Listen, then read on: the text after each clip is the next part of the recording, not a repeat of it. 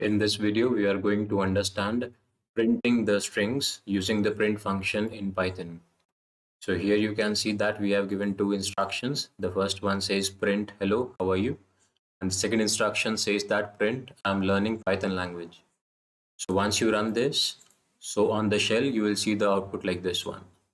Here you can see that the print function is by default starting the message or printing the message on the screen with the new line. So we have used two instructions, two print instructions. So both the instructions are printing on new lines.